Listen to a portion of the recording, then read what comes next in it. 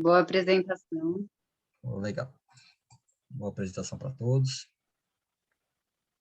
Está gravando. Leandro, pode tocar aí, fique à vontade. Eu só vou ficar aqui assistindo e vou trabalhando aqui para chamar o pessoal, colocar aqui a parte técnica no ar, tá bom? Então, vamos embora. Pessoal, boa noite a todos, sejam todos bem-vindos aí ao nosso painel. Painel de hoje nosso aí sobre gestão de risco e segurança da informação, né, alinhado aí com continuidade de negócios. Eu vou estar aí hoje como facilitador com vocês. Quem vai estar comandando aí o nosso painel é a Carolina. A Carolina é a nossa coordenadora de conteúdo do nosso comitê de cybersecurity. Então, ela vai estar se apresentando aqui um pouquinho e também apresentando o nosso convidado. Antes de passar a bola para ela, deixa eu passar só alguns recados para quem aqui não está acostumado, né, com os nossos eventos. A gente pede primeiro, né, para os microfones serem mutados, né, para não ter nenhum ruído, né, nenhuma interferência aí de som, tá?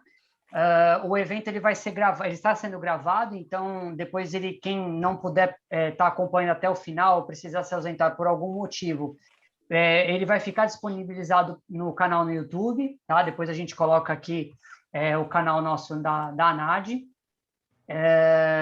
e a gente disponibiliza ele para vocês, tá? No transcorrer aí da semana. As perguntas, eu estou com o chat aqui aberto, eu vou fazer hoje o controle, né, com vocês.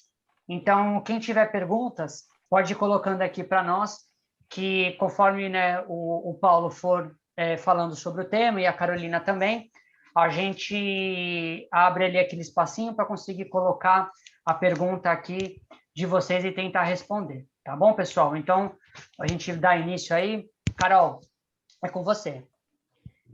Boa noite a todos, obrigado pela presença. Para quem não me conhece ainda, eu vou me apresentar brevemente, né? Meu nome é Carolina Cadix, eu sou especialista em WordPress e proteção de dados na Cadix, e atualmente eu sou coordenadora de conteúdo no Comitê de Cyber Security da ANAD, né? Como o Leandro pontuou. E para mim hoje é uma honra, né, poder apresentar o nosso convidado, Dr. Paulo Perrotti, ele que é advogado na LGPD Solution, ele também é presidente da Câmara de Comércio Brasil-Canadá desde 2017, ele também é professor de Cybersecurity e Cibersegurança Ofensiva, além de membro da Comissão Especial de Relações Internacionais da OAB-SP. Doutor Paulo, com relação, né, ao tema de hoje, gestão de riscos em segurança da informação, até para quem ainda não teve muito contato, né, e diante de todos os ataques que o Brasil está aí liderando, né, com mais de 3 bilhões de ataques, né, na América Latina, ele é líder, né, e com a legislação vigente também, né, toda essa preocupação, como que o empreendedor, a pequena empresa, a média empresa, por onde, né, que a gente pode começar diante desse cenário? Bom, obrigado, Carolina, pela oportunidade aqui, obrigado pela pergunta, fico muito honrado, Leandro e Ricardo, pelo convite da ANAD de estar aqui compartilhando um pouco da experiência, né, que eu tenho sobre, né, privacidade de dados. E a gente tem que sempre lembrar que privacidade de dados, né, LGPD, tudo isso, né, das implantações que a gente faz, ela envolve dois grandes universos, né, que um é a questão da transparência, que é como é que você se comunica com aqueles que eu chamo de consumidores dos dados, né, que é muito parecido com o Código de Defesa do Consumidor. Eu acredito que a LGPD, que é a Lei Geral de Proteção de Dados, ela tem um princípio muito lastreado no próprio Código de Defesa do Consumidor quando foi em 92, né, que veio uma legislação totalmente diferente, que veio a proteger um direito, né, de uma personalidade. Só que em 92 era um consumidor, né? E temos que lembrar também que em 92, com o Código de Defesa do Consumidor, existia a previsão de proteção da base de dados de clientes, né? Para quem, vocês são da área, vocês militam na área, Então, é bom lembrar que todo mundo, que já existia uma regulação para proteção de base de dados de cliente, só que ninguém usava, né? E agora veio a LGPD e complementou isso, veio com muita força. Então, essa parte preventiva, né, o que é o relacionamento com os clientes, né? Que é os usuários dos dados e também com os colaboradores internos da empresa. Então, ele expandiu a questão no que se refere à proteção de dados, então não é só base de dados de clientes, mas também base de dados de colaboradores e base de dados de fornecedores. Quer dizer, então é um negócio 360 graus. Então é uma proteção completa. E a segunda parte, que é que fala sobre as penalidades, eu encaro isso como segurança de dados, que é outra coisa completamente diferente, que é onde a gente vai entrar no cerne desse problema, Carolina, que é o seguinte: como é que você protege uma metodologia a questão da privacidade de dados? Como é que um dado é vazado e o que você faz quando esse dado é vazado? Então, aí acho que é o grande problema que a gente enfrenta, que talvez você tenha, né, com as atividades da advocacia e dos advogados que estão puxando para si a questão da implantação da LGPD, e ela está muito mais voltada para a questão da transparência e documentação. E eu entendo que a questão da proteção de dados, isso tem que ser feito através de um profissional da área de tecnologia, porque isso é blindagem tecnológica, né? Blindagem não só tecnológica, como física também. Então, empresas de segurança patrimonial, voltado, inclusive, né, questão de... Eu participei de um projeto que uma grande instituição bancária, né, um banco, ela exigiu, até escrevi um artigo sobre isso, questão de arquitetura voltada para a segurança de dados. Ou seja, as telas dos computadores não poderiam estar voltadas para a janela. Todas as telas dos computadores tinham que estar voltadas para dentro, com também política de mesas limpas.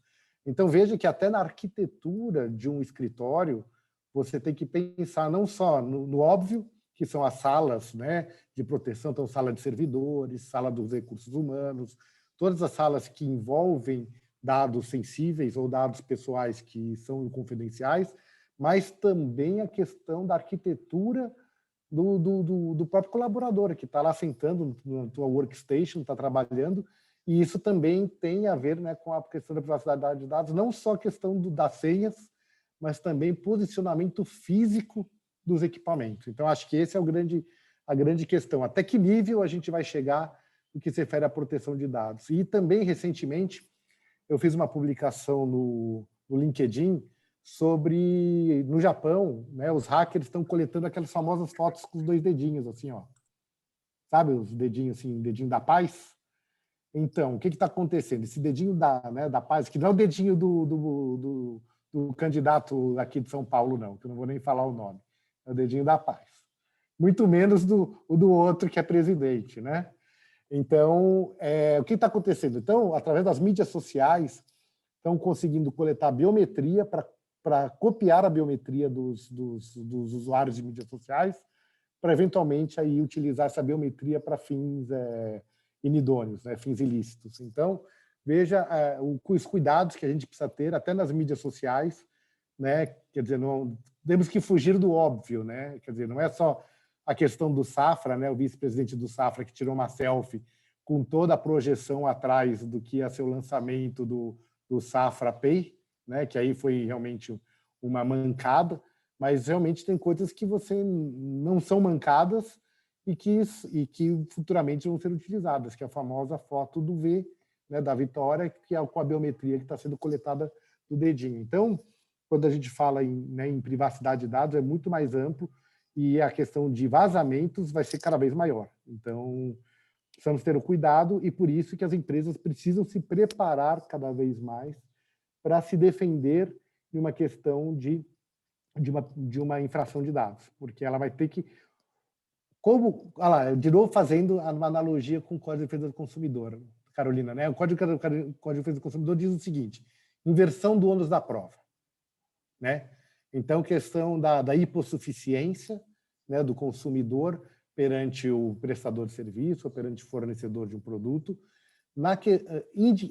instintivamente, a lei não fala nada sobre hipossuficiência do próprio, né, do titular do dado. Mas, instintivamente, ela joga a responsabilidade para uma questão de intuição. O que vai acontecer? O titular do dado vai denunciar uma possível infração de dados para a Agência Nacional de Proteção de Dados. A Agência Nacional de Proteção de Dados vai fazer uma auditoria na empresa. E aí, qual vai ser a questão? Inversão do ônus da prova.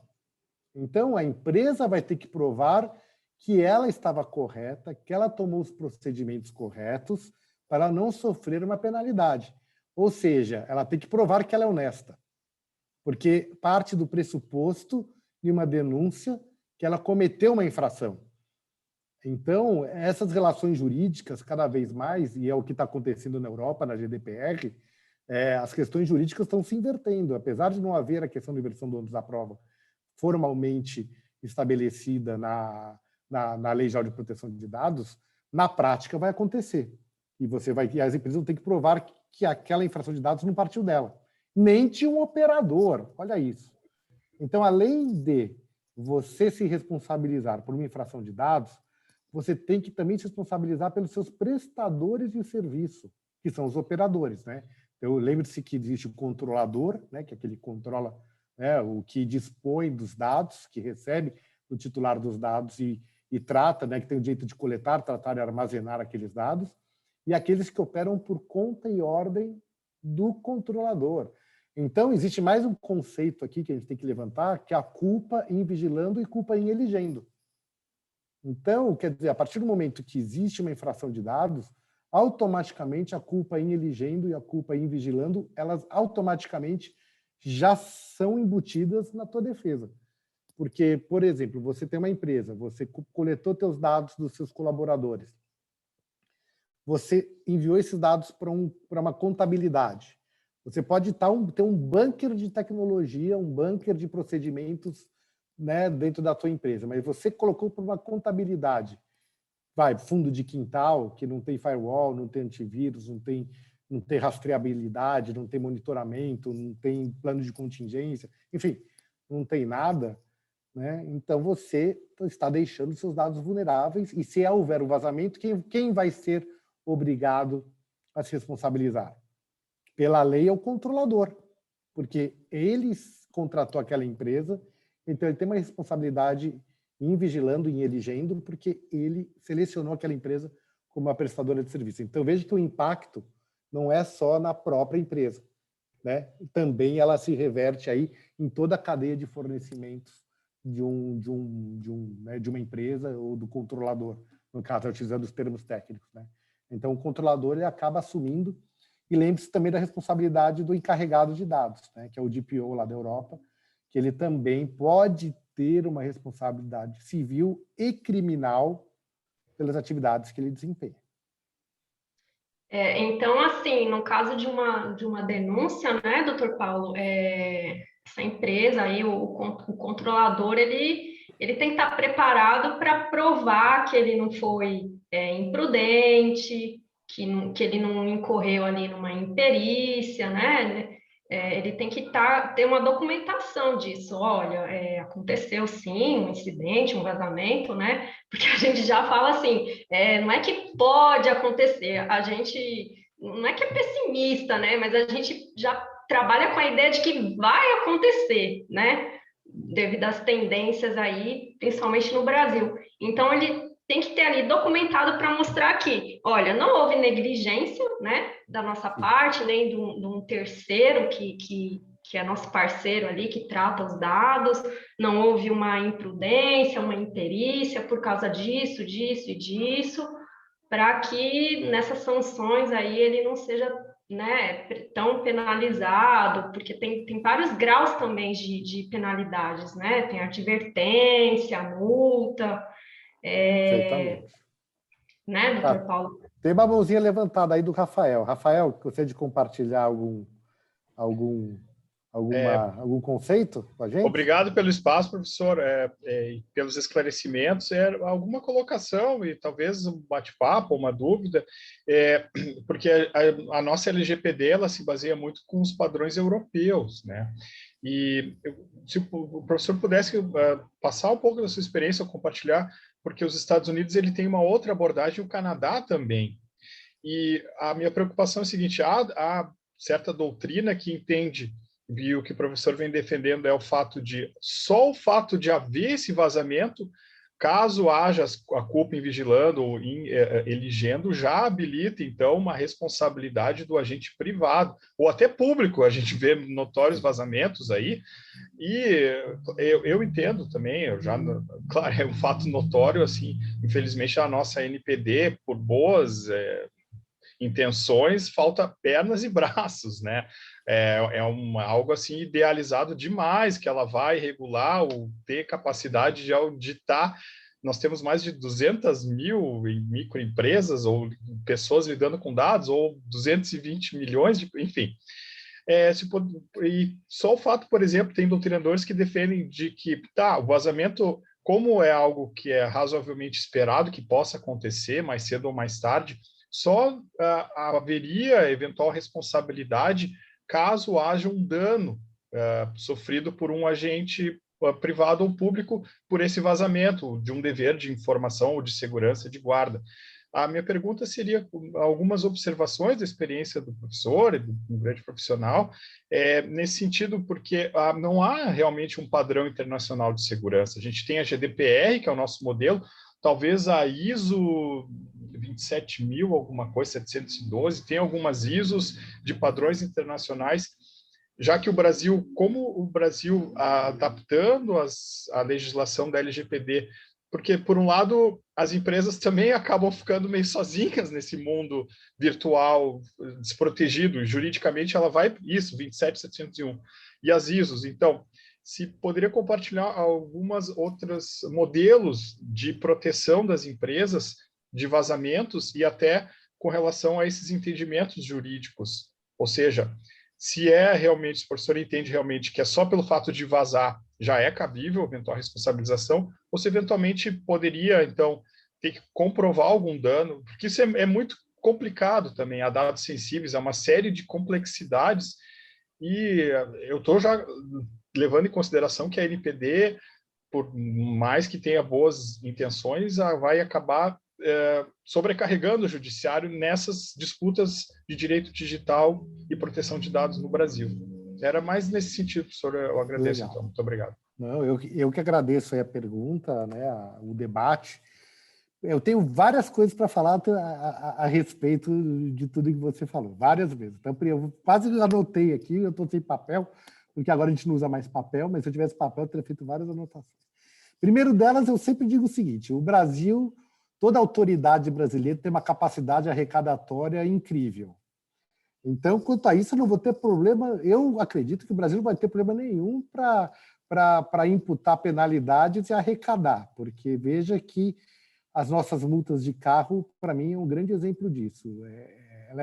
Ela é feita, né, as ruas nossas são feitas para que você cometa infrações, para que o governo, no caso, né, o Estado, arrecade fundos para fazer o que o governo entende, porque os governos estão quebrados, ainda mais agora depois da pandemia.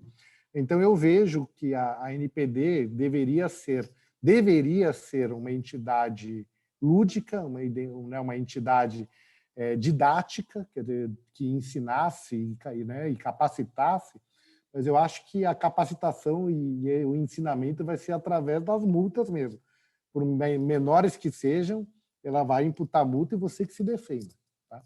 Aí eu vejo na questão da responsabilidade objetiva. Como está a lei, é responsabilidade objetiva. Quer dizer, houve infração, você automaticamente, qualquer vazamento, você automaticamente vai estar debaixo de uma auditoria, por menos impacto que ocorra.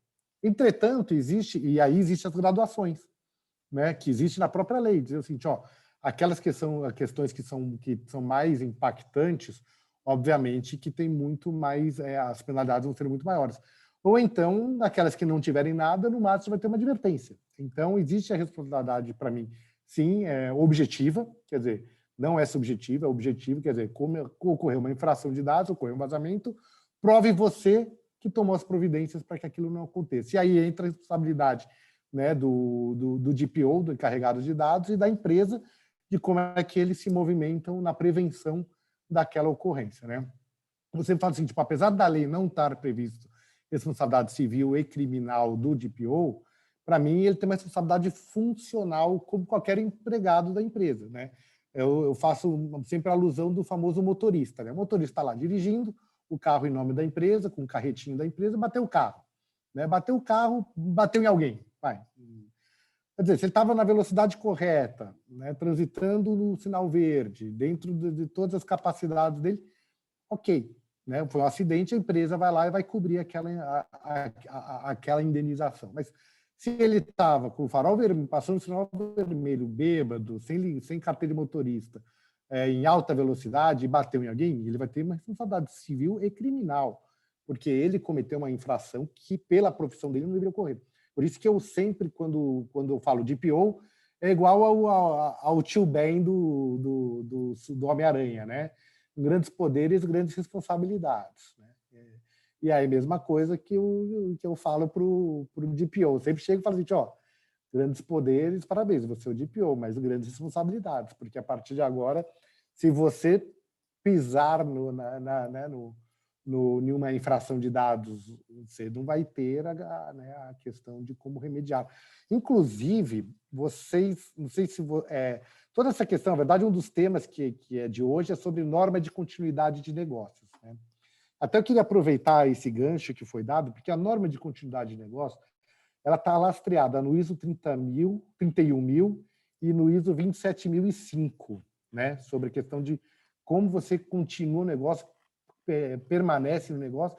E eu extraí uma questão muito importante de um regulamento desses, que é uma norma de continuidade de negócio que você apresenta para uma empresa que ela deve seguir, que uma das normas que pelo menos eu produzo, né, quando é uma norma de continuidade de negócio, é o seguinte, é um parágrafo que diz mais ou menos o seguinte, que eu vou ler agora, que eu estou com o texto aqui. Que o encarregado de dados estará isento de qualquer responsabilidade quando evidenciar apresentação do risco e consequências, indicação de medidas mitigatórias, escalonamento até a última instância. Então, se ele foi providente, né, se ele tomou uma providência e ele foi proativo e ele não fechou os olhos, nem negligenciou, nem se omitiu em uma infração, tranquilo, né? Saiu o jogo. Mas se ele viu uma infração, tomou conhecimento, não tomou nenhuma providência, aí, para mim, ele se equipara, de novo, a mais um cargo, que é o agente CVM dentro de uma empresa de SA, capital aberto, que ele tem que, de ofício, identificar a fraude, identificar a infração para a CVM. E a mesma coisa que é o encarregado de dados. Por isso que ele não pode estar subordinado a nenhum tipo de cargo, né? Ele tem que estar isento, totalmente isento de responsável de pressões, para que ele reporte ao conselho ou exclusivamente ao presidente da empresa, né? Dizem que eu já sou numa posição contrária, mas de acordo com as melhores práticas, ele não pode nem ficar embaixo do departamento de compliance.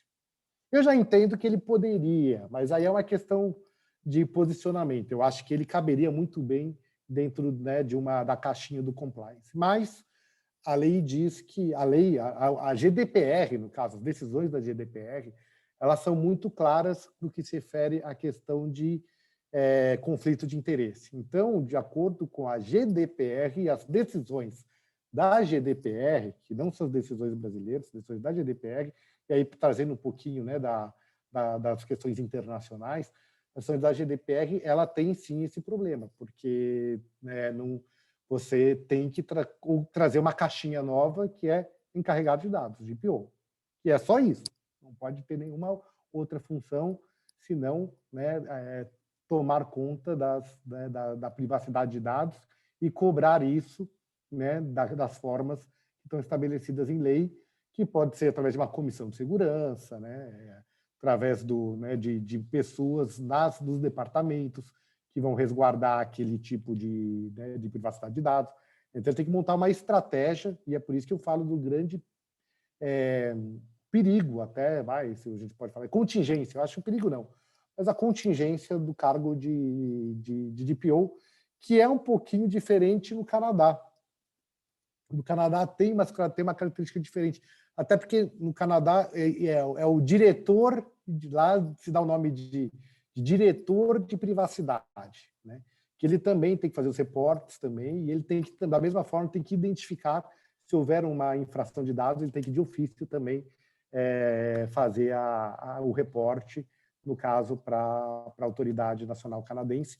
Mas lá também, lembre-se que a lei canadense ela tem uma lei nacional, que é a PIPEDA, e tem as leis que são as legislações das províncias, que tem a mesma força da legislação nacional. Então, né, e aí tem common law, civil law, e aí depende da província que você está, pode ter uma lei ou pode não ter lei, aí tem as características locais também. E vamos falar agora dos Estados Unidos. Os Estados Unidos ela tem uma legislação, se você for pensar, que é muito restrita, que foi o que caiu o TikTok, que é a questão dos 13 anos.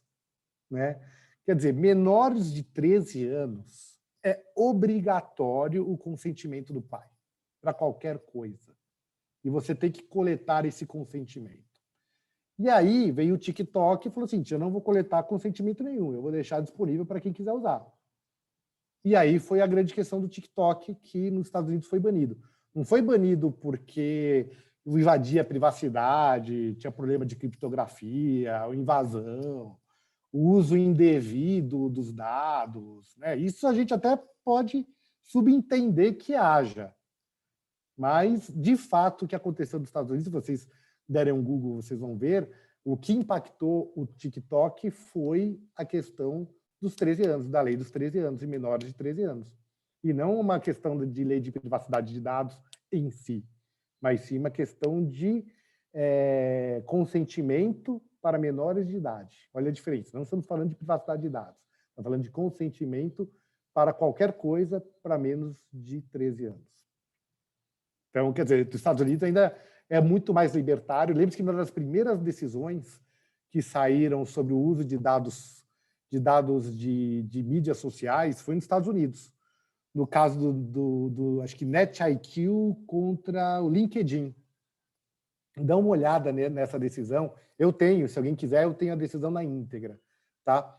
Depois a gente pode se comunicar, meu LinkedIn é bem ativo, se quiser entrar comigo pelo LinkedIn, ou depois eu deixo meu e-mail aqui, vocês conversaram, acho que é o NetIQ contra LinkedIn contra o NetIQ. Na verdade, o LinkedIn entrou com uma ação contra o NetIQ, que é uma empresa de tecnologia, que ela fazia tal do escaneamento, né? Pegava todos os dados do LinkedIn, coletava aqueles dados e fazia uma base de dados e vendia isso para terceiros de uma forma digitalizada.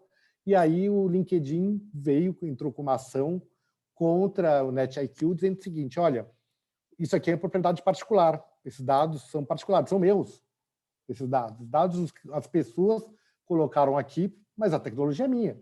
Você está entrando dentro da minha tecnologia, varrendo a minha tecnologia, você não poderia fazer isso. Isso aqui são dados, na verdade, são dados, apesar de serem dados publicados voluntariamente por pessoas, e são dados meus. Você tem que pedir autorização para mim. Você tem que pedir autorização para mim, não só pedir autorização, tem o quê? Pagar por isso. Né? E veio uma decisão judicial, né, dos Estados Unidos, que foi o tribunal, quer dizer, foi uma decisão irrecorrível, que determinou que é o seguinte, aqueles dados são dados públicos, não são dados privados, são dados públicos. Então, qualquer dado, e aí trazendo isso para o nosso universo, que é o Brasil, eu entendo, e até o parágrafo 4º, eu não me lembro do artigo agora, mas o parágrafo 4º da nossa LGPD, agora me fugiu qual o artigo, eu também não sou desse que fica lembrando o artigo toda hora, mas lembro que é o parágrafo 4º, esse me guarda bem, que diz o seguinte, que os dados que são publicados voluntariamente são dados públicos. Então, se a gente partir desse pressuposto, todos os dados que são publicados em mídias sociais são dados públicos. Então, você pode acessá-los. E aí entra a segunda questão, mas você pode tratá-los e armazená-los? Aí que fica a pergunta. Alguns dizem que sim, outros dizem que não. Agora fica outra pergunta também. Nota fiscal é um dado público ou um dado privado? Você sabe que existe uma empresa de tecnologia, essas brokers de tecnologia, que ela presumiu que os dados de nota fiscal são dados públicos, afinal, é uma nota fiscal, logo eu posso ter acesso a essas notas fiscais e fazer uma coleta desses dados para verificação de hábito de consumo. São dados públicos, são dados fiscais, logo eu poderia acessar essas informações. Então, existe essa questão, né, do que é público e do que é privado, e que você pode fazer com o dado público também. Então, muitas pessoas, muitas empresas entendem que é o dado público, mas você não pode tratar. Eu já entendo que se existir um legítimo interesse, que é o quê? Vamos lá. Eu gosto de futebol, Rafael. Eu adoro futebol. Como eu gosto de futebol, lógico que eu torço para que time? Para o Palmeiras. Porque quem não gosta de futebol torce para outros times. Como eu gosto de futebol... Começou mal já, então, hein? Já começamos mal, então, viu?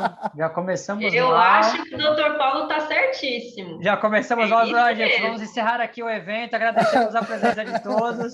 Não, tô brincando. Da nome Perrotti ainda, italiano, assim, não tem como ser outra coisa, né? Palestra, né? Na época do Palestra Itália ainda. Mas, enfim, vamos lá. Então, a partir do contexto que eu gosto de futebol, né? Aí eu recebo o quê? Vamos supor que eu publicasse, coisa que eu não faço, mas supondo que eu publicasse nas minhas mídias sociais que eu vou no estádio, que eu compro camisa, que eu sou um grande comprador de produtos do Palmeiras, né, licenciados. Aí o Palmeiras, supondo, entra em contato comigo e fala assim, olha, Paulo, estou analisando aqui por dados públicos, né, que eu coletei do Instagram, LinkedIn, Facebook, dentre outras fontes públicas, inclusive de debates que ele fez em eventos de privacidade de dados, como a ANAD, tomei conhecimento que você gosta muito do Palmeiras. Você quer se associar ao Palmeiras por um 50% de desconto, porque você é um fã do Palmeiras? Isso, para mim, entra no legítimo interesse, porque é uma forma publicitária de alguém que você já identificou, que gosta daquele produto, que tem afetividade e tem o quê? Contextualização. Então, a contextualização é muito importante na hora de você utilizar a questão do legítimo interesse, porque eu falo que você navega em 50 tons de cinza, né? Porque a questão do legítimo interesse pode ser que para algum seja, para algum não seja. Eu respondi uma pergunta baseado nessa também, que veio pergunta assim para mim. Paulo, quer dizer que toda ação de publicidade é uma ação baseada e lastreada no legítimo interesse? Eu falei, não. Isso definitivamente não. Pode ser que seja, mas não é a regra. Por quê? Veja o seguinte, Rafael, se você for uma pessoa vegana, se você receber um e-mail marketing de uma churrascaria rodízio de carnes, dando 50% de desconto para você, sendo você vegano, você vai ficar puto, porque você recebeu um assédio, na verdade. Quer dizer, a pessoa vegana odeia comer carne e odeia que um dia se pense em comer uma carne que um dia foi um boi, né?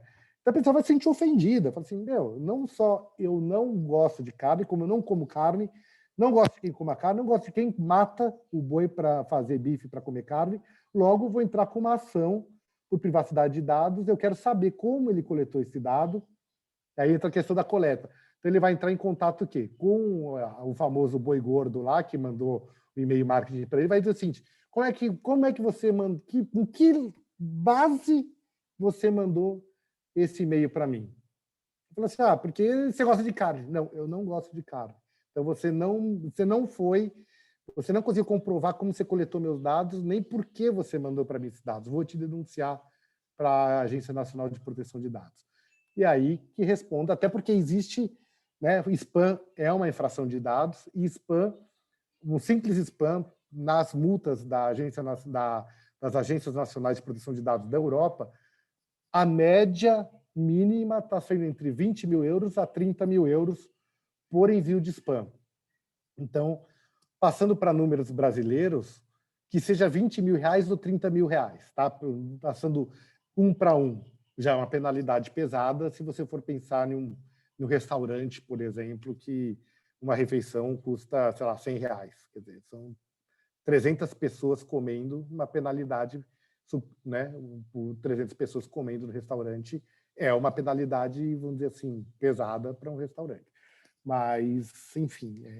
Até se me permite, professor, não, é excelente mesmo, é bem nessa linha que eu tive, foi muito bem esclarecido, com muitos detalhes. Eu teria mais 2 pontos, assim, primeiro, o esclarecimento sobre a autoridade do Canadá com respeito às províncias também, vai ao encontro até do que é a norma da União Europeia, que permite que cada país tenha a sua, e especialmente a Alemanha, que os estados alemães possuem essa divisão. Eu tenho defendido, ainda estou elaborando melhor, porque há vários contra-argumentos. A NPD brasileira é a única que tem militares, só paralelo a isso é a China e a Rússia, né?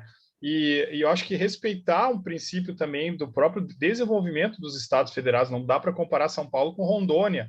E lá, por exemplo, e já está acontecendo aqui no Brasil, de empresas de farmácia, de remédios, por exemplo, oferecerem grandes descontos em troca de dados biométricos, que é algo absurdo.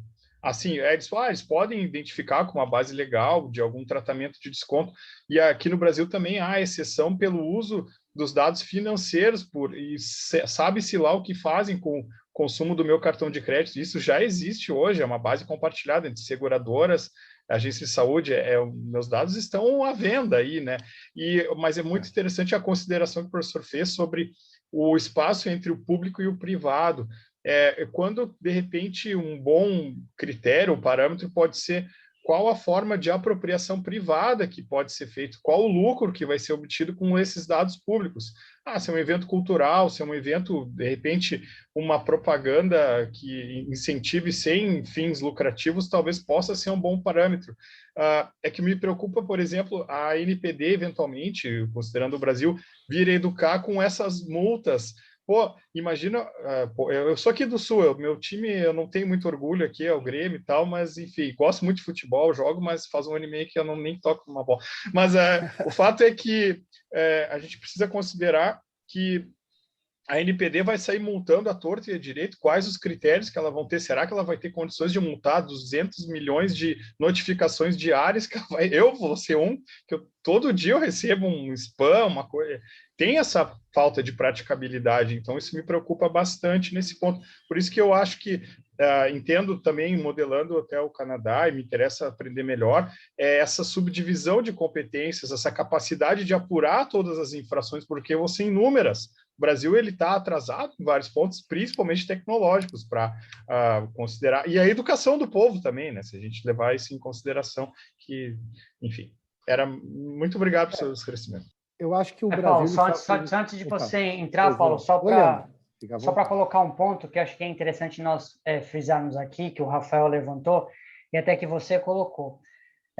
Nós fizemos, eu e o Ricardo, nós fizemos um evento, né, com o coronel Arthur Sabá, né, da NPD, e um dos grandes temas que foi levantado foi exatamente esse que o Rafael colocou, né, e assim, o que nos foi, né, passado, que foi exatamente esse ponto, né, que o Paulo colocou.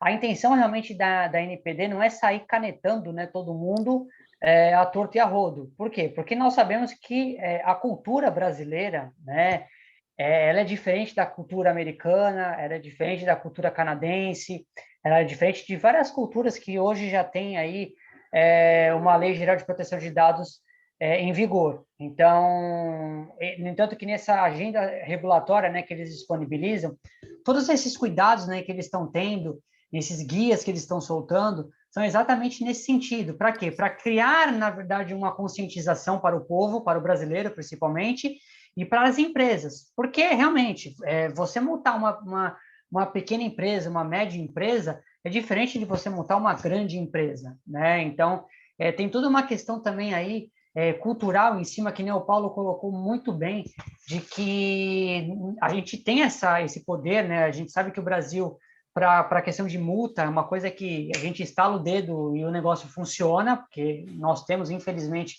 essa característica, mas pelo que nós, né? Aí o Ricardo até, se tiver, depois ele coloca aqui para nós, o que foi deixado para nós, pelo menos, né, em vários encontros que nós fizemos até aqui com o Comitê Nosso de Privacidade e Proteção de Dados, foi que a ANPD tem realmente esse cuidado, né, da questão. A gente sabe que está chegando aí 1º de agosto, quando começa, né, a questão das multas, mas tem toda uma coisa por trás ainda antes de chegar, né? São etapas ainda que têm que ser cumpridas, que têm que ser colocadas antes de você chegar e colocar, porque principalmente a questão de segurança e proteção de dados, né, uma questão de cybersecurity, por exemplo, a Pipeda é anos-luz nosso, né? Aqui, por exemplo, o Paulo pode falar isso muito bem, que o nível de segurança da informação, né, pelo menos o que eu conheço, também não sou profundo conhecedor, mas o que eu conheço é de todas as leis que tratam sobre privacidade e proteção de dados, a nível principalmente de segurança da informação, a Pipeda é campeã.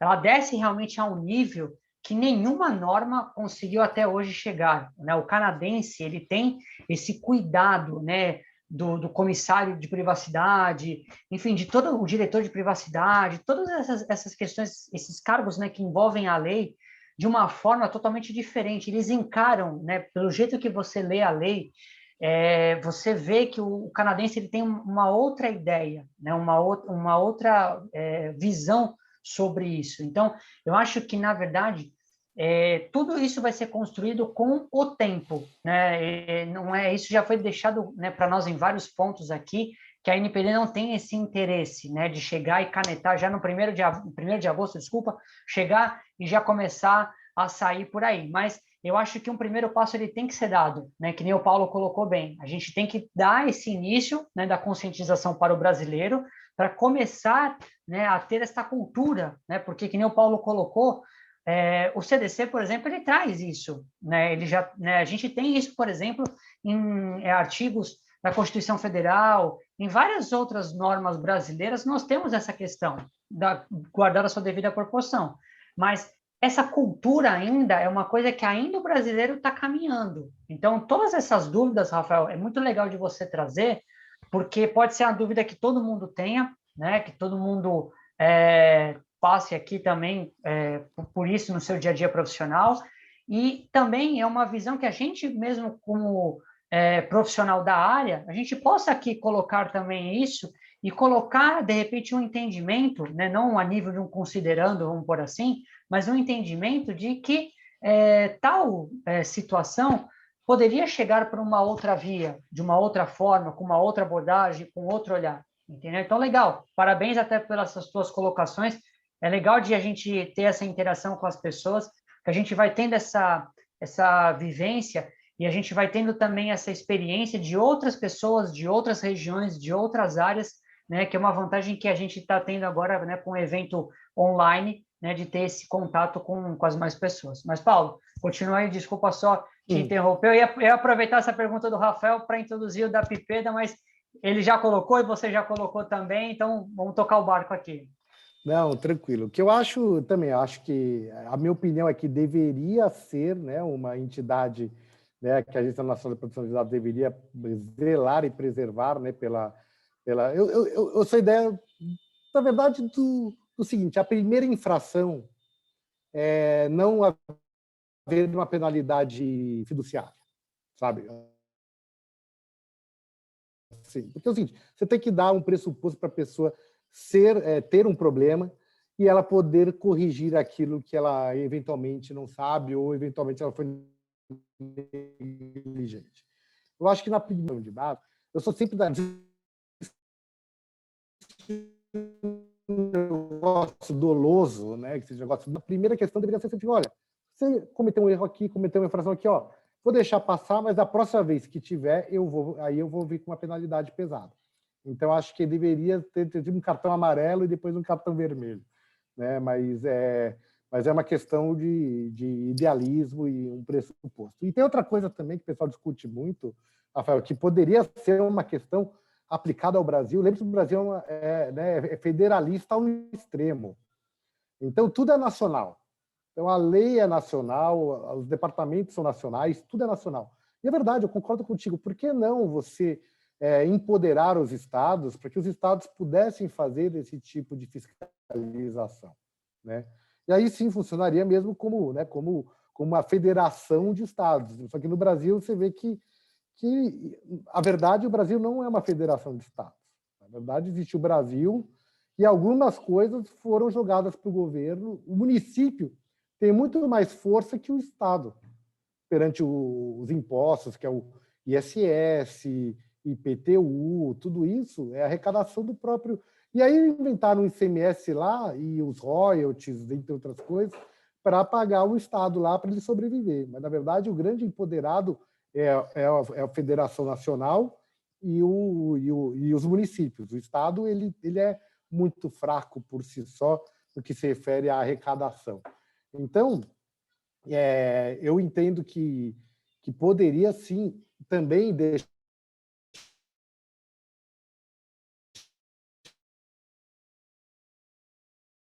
para os estados a questão de regulação também de pequeno.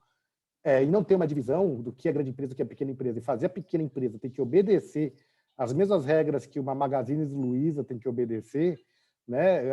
Chega lá para o Manuel, que é o dono da padaria da esquina, e fala que o fiado dele lá, ó, você vende fiado? Vende sim, senhor, vende sim, senhor. Então, sabes que o fiado também é um dado pessoal que o senhor coleta? Pois, não vou coletar mais, né? Quer dizer, o fiado, que é aquela cadernetinha onde ele anota o nome enquanto a pessoa deve, aquilo lá também tem que estar de acordo com a LGPD, cadernetinha do português, do dono da padaria. Então, é isso que eu falo, há uma desproporção, eu entendo, na questão da aplicação da lei. Né? Depende, sei lá, quem for Simples Nacional, a gente já tem o Simples Nacional, que tem uma limitação de faturamento. Porque não fala, gente, empresas que são do Simples Nacional têm uma regulação mais branda. Aqueles que estão acima do Simples Nacional, você tem uma legislação um pouco mais, né, mais rigorosa, vamos dizer assim. E no Brasil já existe um padrão do que é grande e do que é pequeno, né? Porque o Brasil inventa essas coisas maravilhosas, né? Vai explicar e a gente tem que explicar, porque eu tenho cliente canadense, eu tenho que explicar o que é lucro real, que isso ele entende, lucro presumido, que tem uma base de cálculo, que ele não entende nada, já começou a boiar aí. Aí fala assim, e ainda existe o tal de Simples Nacional, que você não pode ter direito, porque você é estrangeiro, mas o brasileiro ele pode ter um benefício fiscal, porque ele paga aí a partir de 6%, né? Isso vai aumentando de acordo com o faturamento. Aí ele surta de vez, né? Além do que também questão de interpretação do que é o que não é, né? Isso, como teve agora, é bom que a gente pode conversar sobre o assunto, que é a questão da tributação do software aqui em São Paulo, que havia uma interpretação e mudou a interpretação com o Haddad. O Haddad trouxe uma interpretação nova do seguinte, então agora desenvolvimento de software, mesmo sob encomenda, e isso vai cair na alíquota de 5% e não mais 2%. E vai autuar 5 anos para trás. E aí? Uma questão de interpretação. A lei continua a mesma, mas a interpretação mudou. Então, o que era vermelho virou verde, porque ele é daltônico, então verde e vermelho é a mesma cor. Logo, então, agora o Estado virou daltônico, então a gente interpreta tudo como uma cor só e agora vai todo mundo pagar 5%. Por quê? Por necessidade arrecadatória. E volto de novo ao meu grande receio de que o inferno está cheio de boas intenções. Então, da mesma forma que alguém fala assim, eu vou ser bonzinho, eu vou ser um bom professor, né? Vou ensinar os meus alunos, só que ele chega lá com uma palmatória na mão, né? Aí cheguei, o professor chegou, oba, o professor vai ensinar a gente, mas vocês vão ter que aprender, senão eu vou bater a palmatória em vocês. E aí começa a penalidade de todo mundo. Então eu falo, uma coisa é o espírito, né, de quem entra. Então é a questão de mudar também, né? Hoje tem alguém que tem o espírito de ensinar, essa pessoa aqui do Brasil também muda tudo, veja o nosso Ministério da Saúde, que muda toda hora, e a gente não sabe qual premissa que a gente segue. Pode ter também, o presidente da NPD pode ser muda o presidente e fala assim, opa, agora eu vou arrecadar. E aí vai da cabeça de cada um. Fala que a gente vive... brasileiro é para quem tem emoção, assim, tem que tomar antidepressivo, tem que tomar tarja preta, porque senão você não sobrevive. Até dados estatísticos, o Brasil é o segundo maior, né, consumidor de antidepressivos, assim, em termos quantitativos. Depois Doutor Paulo, antes de deixar aí os encarregados de dados, os futuros, né, de POs, depressivos com todo esse cenário, né? Eu gostaria de pedir, né, para você falar um pouquinho para a gente de que maneira, né, o encarregado de dados ele pode assim se proteger um pouco, né, no entendimento aí de penalidades, né? É necessário que ele, no contrato ali com uma empresa, mesmo como funcionário ou terceirizado, que ele adquira um seguro, né? Isso é assim, na visão, né, na sua experiência, isso é fundamental para que ele se proteja de uma ação criminal, administrativa. Como que Legal. o senhor enxerga isso? Eu falei que eu Paulo, não ia só rapidinho, projetar. antes só de você começar, Rafael, só porque como ficou cortado, para não ficar uma coisa meio estranha, só para a gente dar continuidade, até porque a gente tem a questão do tempo também, né, por causa do Não, evento. respeito, eu até me peço desculpas pela Tranquilo, não, mas a gente intervenção. gosta Tem um roteiro, exatamente tem um roteiro. Foi um dessa bate-papo, movimentação, assim. mas se você tiver dúvida, quiser, pode mandar aqui no chat que a gente vai, eu estou organizando aqui as perguntas que o pessoal Obrigado, está me mandando, desculpa aí pelo... e manda ver, cara, a gente gosta, aqui cortou na hora um com o outro, aí ficou uma sensação, mas fica tranquilo, pode mandar Não, aqui que tem um roteiro a ser seguido, né? a Desculpa gente se até empolga pela... também, fica tranquilo, fica frio, mas vamos lá, vamos embora. Ó, vamos lá. Eu vou fazer uma projeção aqui só sobre que era uma das coisas que eu ia falar hoje, né? Que é o seguro contra ataques cibernéticos. Né? Existem vários tipos de contingenciamento que o seguro precisa atender, né? Então, e é isso que você precisa ver quando você receber uma cotação do seguro contra ataques cibernéticos, que eu recomendo para todas as empresas que são minhas clientes, eu recomendo faz seguro. Eu falo o seguinte, o melhor exemplo para você sensibilizar alguém para um seguro contra ataques cibernéticos é o seguinte, eu pergunto para o dono da empresa, que ele que sente no bolso. Eu falo assim, quantas pessoas invadem a tua empresa, a tua indústria, ou quer que seja, com um tonel de gasolina e um palito de fósforo para atacar fogo na tua empresa? Vai falar assim, nenhum. Né? Quantas pessoas, você já perguntou para quem cuida da sua segurança da informação, quantas pessoas tentam invadir o seu servidor por dia? Não é por mês ou por semana, por dia. Então, pergunta lá e depois a gente volta a conversar sobre seguro contra ataques cibernéticos, porque o nível... E aí, antes você faz o seguinte, você faz o quê? Faz um teste de vulnerabilidade, faz um pen test, um teste de penetração, e veja como você está vulnerável.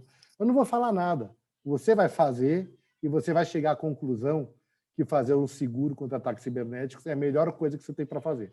Eu comecei um projeto com esse discurso e o cliente contratou primeiro o seguro e depois ele falou assim, agora você começa o projeto de implantação de LGPD aqui, porque eu estou tão inseguro, tem tanta fragilidade aqui na minha empresa, que eu vou começar pelo seguro, porque até ficar pronto tudo, eu estou muito inseguro e eu prefiro começar pelo seguro direto. Então, ele contratou a pólice, a gente fez a implantação de LGPD na empresa a partir da pólice. Então, inverteu, é totalmente diferente do que é o normal. Né? Primeiramente, o pessoal implanta e aí faz o seguro contra ataque cibernético. Esse não. Foi a primeira vez que eu vi um cliente contratar o seguro e depois fazer a implantação. Mas tem 3 tipos de coberturas que eu exigiria da pólice, que é o seguinte, cobertura contra cyberextorsão, perdas de ativos digitais, né, e os lucros cessantes e interrupção de negócios. Né? Esses são 2 pontos muito importantes. Aqui o meu currículo já. Então, esse é o slide mesmo com o seguro contra ataques cibernéticos. E eu faço também o trabalho de encarregado de dados as a service. E aí, que providências que eu tomo?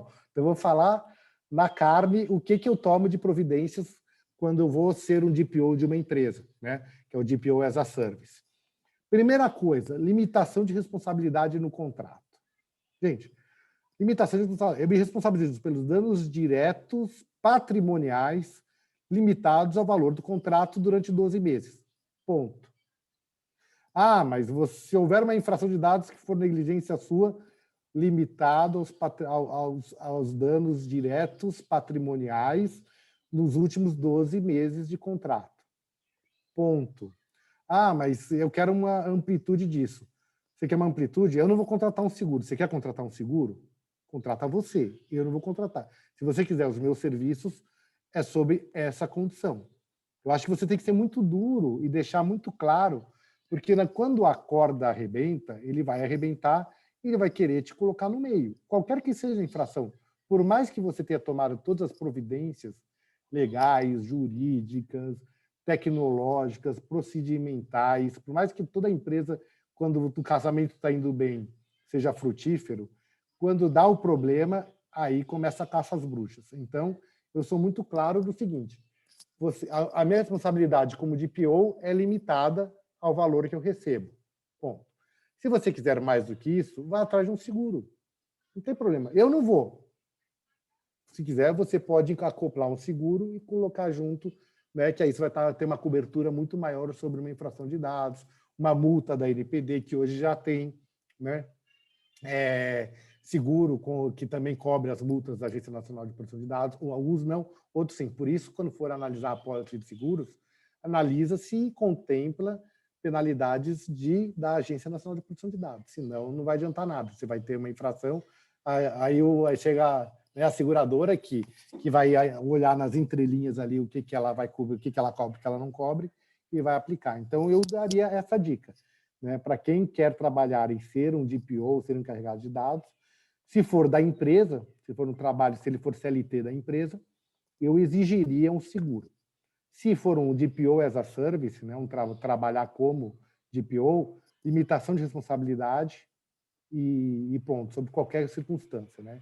Eu respondo limitadamente sobre danos patrimoniais diretos. Então, danos morais entram? Não entram danos morais. Então, por isso que aí fica a questão de você limitar, porque senão o risco é muito grande. Tudo que você ganha, imagina, você vira DPO de uma empresa multinacional, tem um vazamento de dados, a Agência Nacional de Proteção de Dados entra com uma penalidade de, sei lá, R$120 mil. Pode quebrar uma empresa, né? Pode quebrar a minha empresa, por exemplo, né? Se eu não colocar uma limitação de responsabilidade. Então, acho que eu iria para esse lado, né, para tentar limitar a responsabilidade. Mas mesmo um DPO como CLT ali, a gente vê muitas empresas fazendo essa prática, né, de aproveitar um funcionário que já está ali, ou de TI, ou do jurídico, e falar, você vai ser o nosso DPO. E aí tem toda uma hierarquia, mesmo assim, nesse cenário que ele, né, ele obedece uma hierarquia, uma cultura ali da empresa, ele seria responsabilizado ali por, de repente, de forma errada até, né? Tá recebendo ordens, né? E não estar ali desempenhando seu papel de uma maneira, né, com a autonomia que o cargo exige, né? A gente sabe que na prática isso pode acontecer, né? A gente tem visto isso também muito no setor público, né? Sendo nomeados ali os DPOs que já são já são funcionários, servidores, né?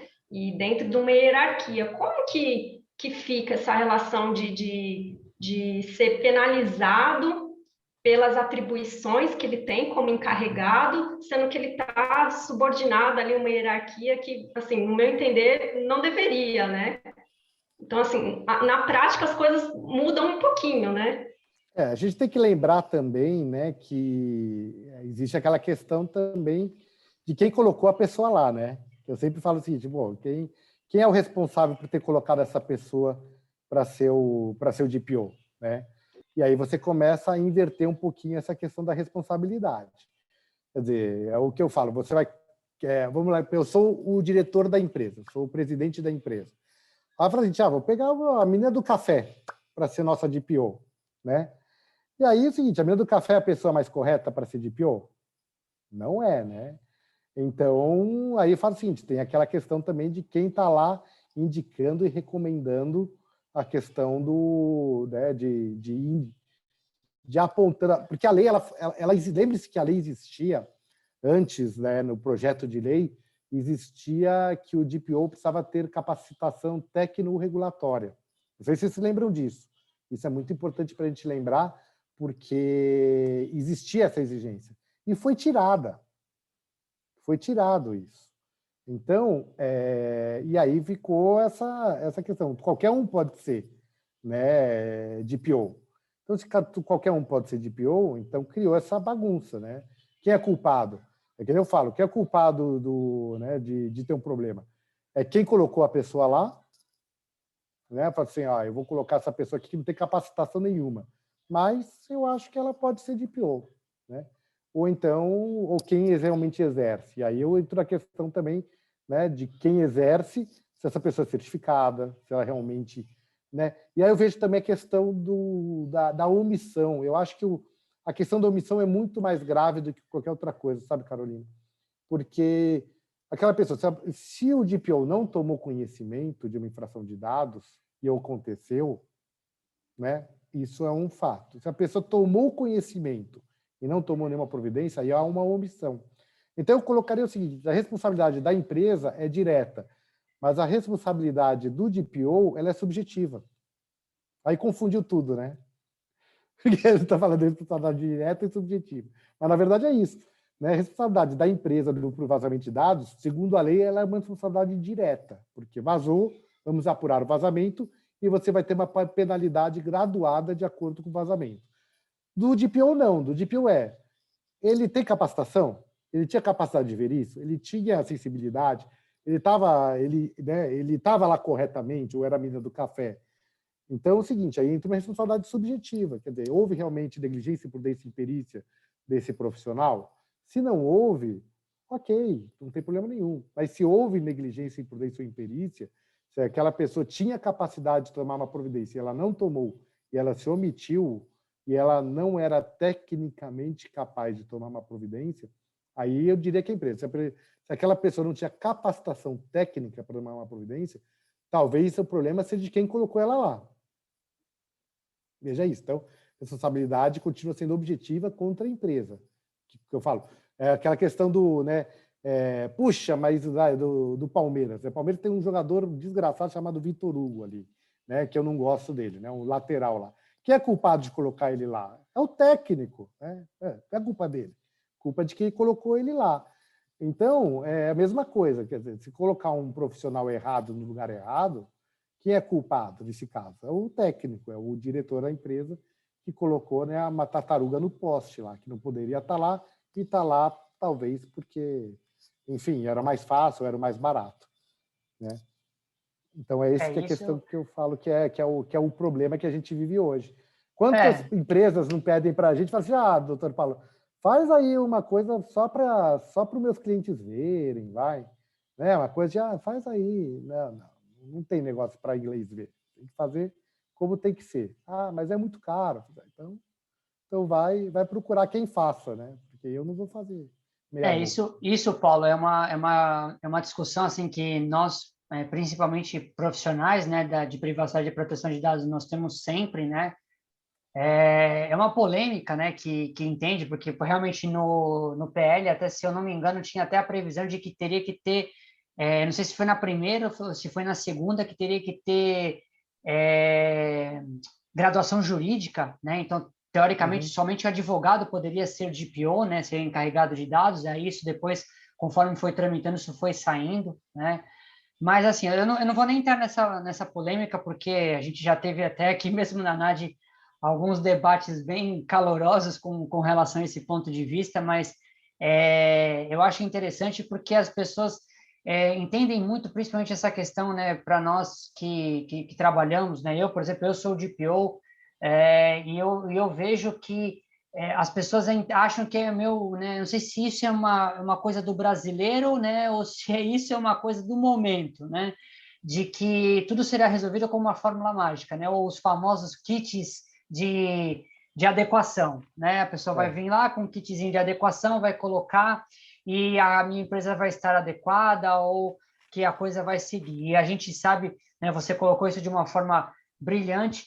A gente sabe que é uma adequação, né? Desde a questão, né, da segurança da informação, que é tudo um pilar, que é toda uma estrutura, a gente sabe que não nasce assim, né? Exatamente, perfeito. Essa imagem que você colocou agora é excelente. O que a gente, né, para nós que estamos, né, nesse meio, a gente que trabalha com isso, sabe que isso vira e mexe, a gente recebe em grupos de WhatsApp, de Telegram, de vários outros, né, de formas diferentes, mas o contexto em si é o mesmo, né? A gente sabe muito bem disso, que isso, infelizmente, ainda é uma coisa que que tem, né? É uma questão que nós ainda precisamos caminhar para que, né? Eu acho que realmente tem que sim o profissional ser qualificado para isso, né? Não pode ser qualquer Zezinho, né? Com todo perdão, algum Zé que tem aqui, não é nada pessoal, mas algum Zezinho da vida, porque é uma responsabilidade muito grande, né? Só quem exerce o cargo de fato sabe quanta responsabilidade está ali sobre as costas dele, né? Então, isso tem que ser muito bem colocado. Paulo, deixa eu só colocar algumas perguntas, que o pessoal está colocando aqui bastante perguntas aqui. Deixa eu só voltar aqui para a gente também não perder, por conta da questão também do tempo do evento, né? A primeira pergunta, quem colocou aqui foi o Evaldo, ele colocou assim, né? Vocês acreditam que a responsabilidade do controlador não seria subjetiva no âmbito da LGPD e objetiva no âmbito do CDC, por causa da teoria do risco? Pois na LGPD eu teria que provar o dolo ou culpa do agente de tratamento. Eu discordo pelo seguinte: a partir do momento que há uma infração de dados, ou um vazamento de dados, ou qualquer tipo de, né, de vazamento, por exemplo, mesmo que seja sem culpa, né, que seja isso vai ter que ser apurado. Então, para mim, é uma modulação. Você pode sim ter uma infração e aí ter uma penalidade zerada porque você tomou todas as providências sobre a questão. Mas é o seguinte: houve a infração, para mim já abriu a chance para, assim, já ocorreu infração ocorreu. Logo, você já tem que reportar para a Agência Nacional. Uma das questões daquela questão, ou uma infração, você tem que reportar para a Agência Nacional de Proteção de Dados. Então, para mim, já existe a infração a partir daí. Aí é questão de modulação só. Então, para mim, existe uma responsabilidade objetiva, sim, porque se a infração, você tem que provar, e aí você tem que provar o contrário. Então, antes da prova é seu para dizer que você não cometeu aquela infração da forma que deve, né, que você tomou as providências, que você foi, né, não foi negligente, nem prudente, nem perito. Então, acho que não. Para mim, é uma responsabilidade objetiva e subjetiva do DPO, porque aí entra a questão dele como profissional, se ele atuou da forma correta ou não. Mas também ocorreu a infração, automaticamente já é objetiva, porque o ônus da prova passa a ser seu, passa a ser da empresa, provar que aquela infração não foi cometida por alguma negligência, imprudência ou imperícia, por isso. E eu também, só para fazer, só nada a ver com o assunto, né, sobre responsabilidade direta e indireta, eu juntei aqui no nosso chat um documento de direito comparado entre Brasil e Canadá, da PIPEDA e LGPD, que eu fiz pela Câmara de Comércio Brasil e Canadá. Então, está juntado aqui, para quem quiser pode baixar, tá? Tem inglês também, se alguém tiver interesse do material em inglês, eu também tenho. Então, eu juntei aqui um PDF de direito comparado Brasil-Canadá de privacidade de dados. Quem tiver interesse, baixa aí e fica à disposição. Show, legal. Então, vamos continuar. Um outro ponto legal aqui que o Hamilton colocou, na verdade, acho que é mais um ponto de vista que ele colocou quando a gente estava entrando nessa questão, né, da parte, né, do encarregado. Ele colocou assim, né, quem tem o controle e a decisão do que será feito com os dados não é o controlador, como é que o DPO poderá ser responsabilizado? Na própria lei, no artigo 41, entre outras atividades do encarregado, está no inciso 4º, executar as demais atribuições determinadas pelo controlador ou estabelecidas em normas complementares. Aí acho que é mais aquela questão que você tratou, né, Paulo? Que ele estava, né, acho que foi nesse momento que você estava colocando, até acho que você quiser esticar, né, um pouquinho, dar uma complementada, que a gente acabou depois, acho que entrando num outro assunto e acabou cortando esse assunto. É legal a gente também voltar para finalizar ele. Eu vejo a responsabilidade do DPO como uma responsabilidade profissional, como o advogado tem, como o motorista tem. Então, quer dizer, todos nós estamos suscetíveis a uma responsabilidade se nós não atuarmos com devido zelo, com devido profissionalismo. Então, eu não excluo o DPO, né, o encarregado, com a responsabilidade profissional e funcional dele. Né? Ele tem uma obrigação, sim, que está na lei, que é o quê? É ser o interlocutor com os titulares dos dados, ser o interlocutor com a Agência Nacional de Proteção de Dados e trabalhar com a capacitação interna e sensibilização dos colaboradores da empresa onde ele atua. Então, ele tem essas três grandes... isso deriva outras responsabilidades, né? Que ele saber onde é que estão os dados, controlar a privacidade. Então, mas ele tem três premissas muito bem estabelecidas. E ele tem que zelar por isso. Então, se ele não zela por isso, está dizendo da lei que ele tem que responder um titular de dados em 15 dias. Ele dormiu em cima do processo lá, ficou lá, recebeu, não foi atrás, não buscou informação, dormiu. Aí chegou no 15º dia e falou assim, puta, tem que responder aquele titular do dado. Aí ele vai lá, corre atrás, responde em 10 dias depois. Então, levou 25 dias.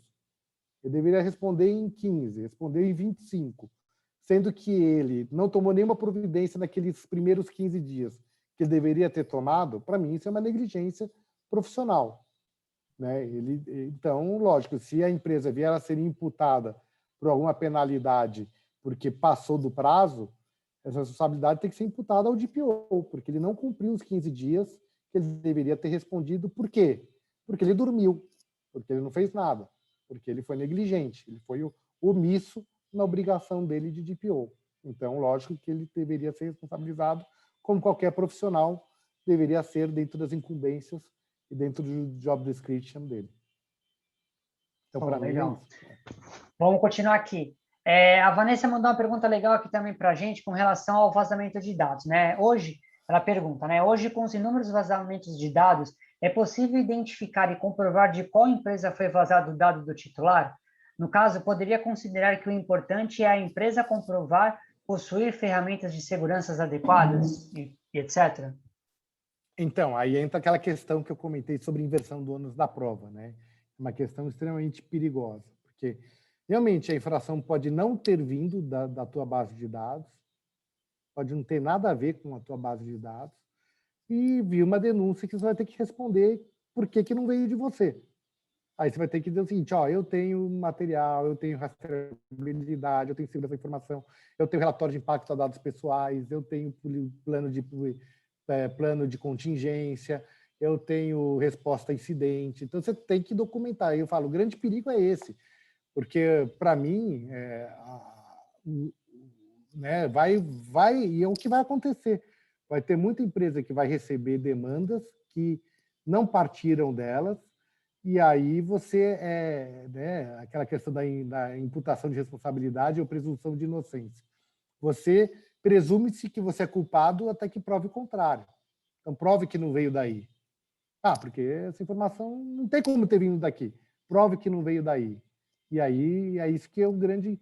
E é isso que está acontecendo na Europa, gente. Quer dizer, vamos espelhar para ver o que está acontecendo lá, para ver o que pode acontecer aqui.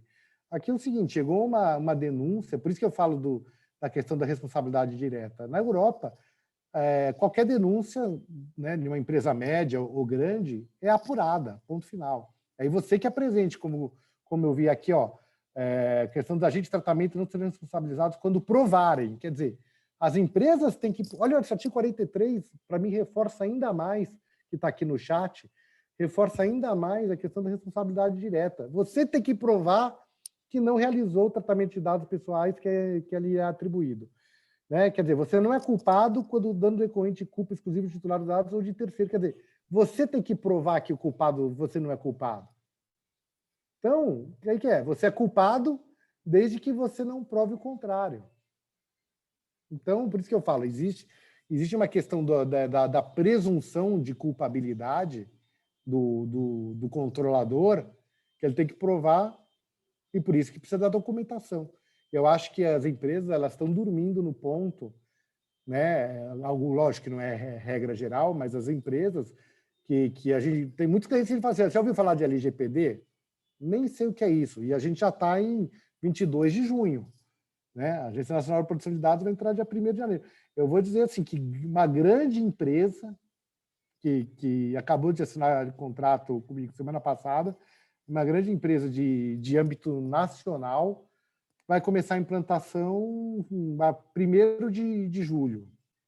Olha só, o pai Farofa não entrou em ação, né? Que faz em 24 horas. Assim, você já está assumindo o risco. Tudo bem? Assim, não, tudo bem, já estamos assumindo o risco.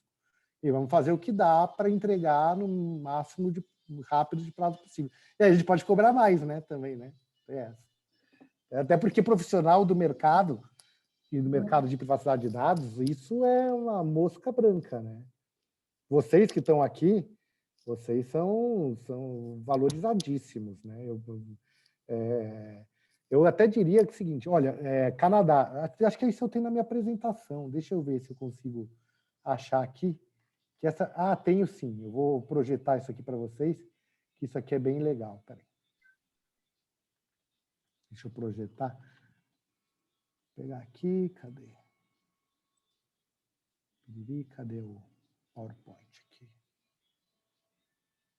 Aqui. Ah lá, vocês estão vendo uma notícia de jornal? Aqui, do Canadá? Estão vendo? Então, Tá para ver? Tá. tá. Isso aqui é uma notícia que saiu em, deixa eu ver se eu não estiver cego aqui, em 2 de setembro de 2019. Está dizendo o seguinte, que o Canadá estava enfrentando uma demanda por profissionais de cybersecurity. E aqui dizia o seguinte, que tinha vagas abertas para profissionais de cybersecurity, 50 mil vagas abertas, porque o mercado canadense não estava atendendo a demanda de profissionais de cybersecurity.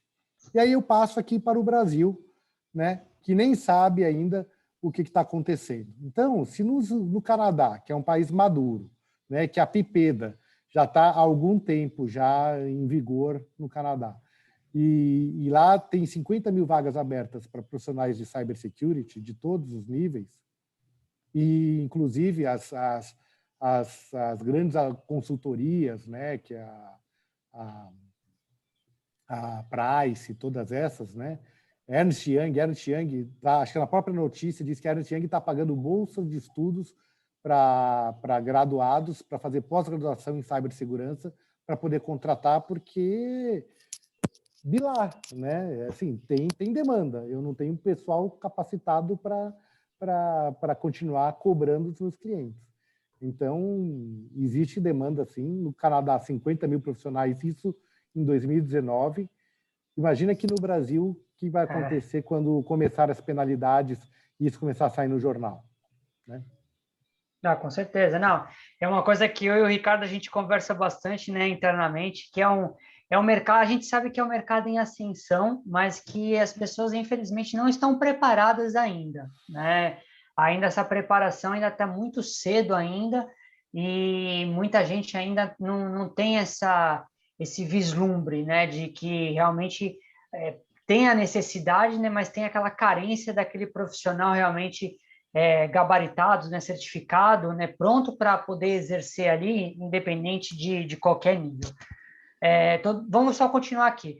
A Andresa colocou um ponto, Paulo, que assim, geralmente a gente percebe que, assim, né, geralmente os eventos que eu participo com o Ricardo são as perguntas que a gente vê que é recorrente, o pessoal gosta de perguntar, porque é um medo que a gente... é um medo que a gente percebe que as pessoas têm por conta até dessa questão de estar chegando, né, a multa, né, 1º de agosto e tudo. Então, é uma coisa que tem muito essa questão, porque as pessoas acham que a LGPD foi criado somente para grandes empresas, né, que o pequeno e o médio não tem tanto problema com relação, não deva se preocupar, né, com isso. A gente, né, eu e o Ricardo, a gente participa de alguns eventos, a gente sempre tem essa perguntinha que escapa aí no meio do caminho, o pessoal coloca. Então, a Andresa colocou uma pergunta legal aqui para nós exatamente sobre isso, né?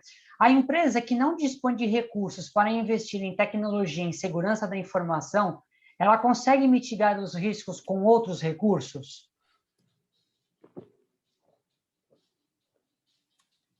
Aí, tomar uma aguinha aqui, peraí. Pronto.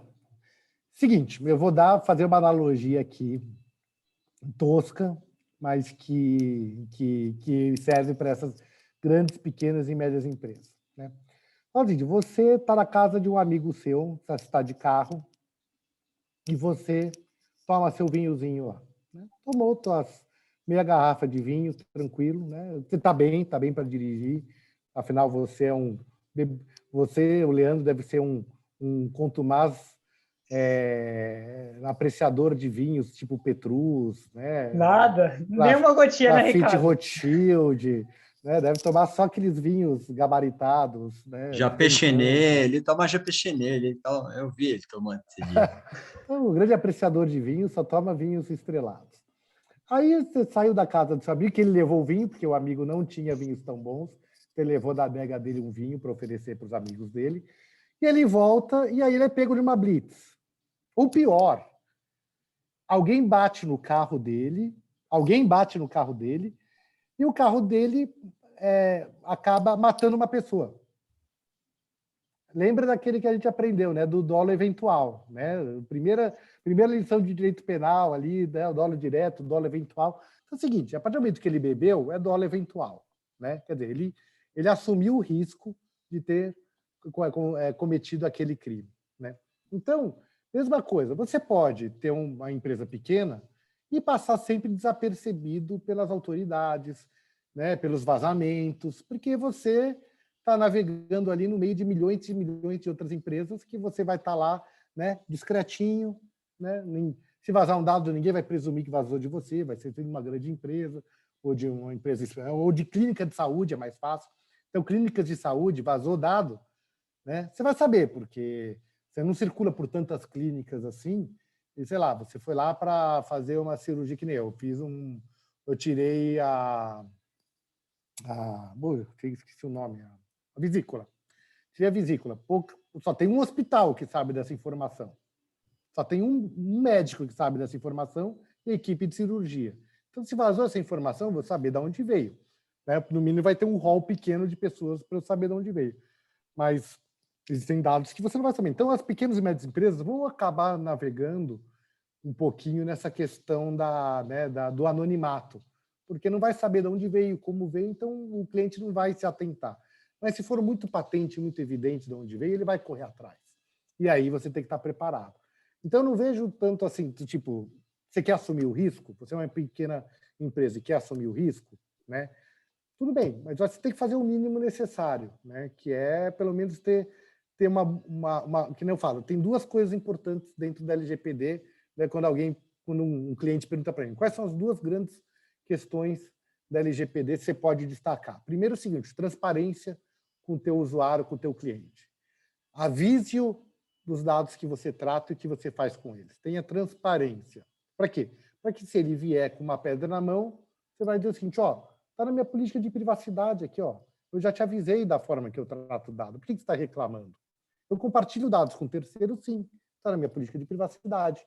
Inclusive, você aceitou na minha política de privacidade, se você eventualmente pegou o consentimento disso. Então, uma coisa é transparência. E a outra é rastreabilidade. Eu acho que aí que entra a questão onde a gente vai tirar a questão, né, da inversão do ônus da prova. Se você tem um bom sistema tecnológico, que você tem o que se chama de single sign-on, né, quer dizer, um acesso único por pessoa, você não deixa ter mais pessoas acessando com o mesmo login e mesma senha. Então, você tem usuários únicos, com uma única senha. Então, aquele usuário acessou, outro não acessa com aquele login e com a mesma senha. E rastreabilidade, então, controle de logs, né?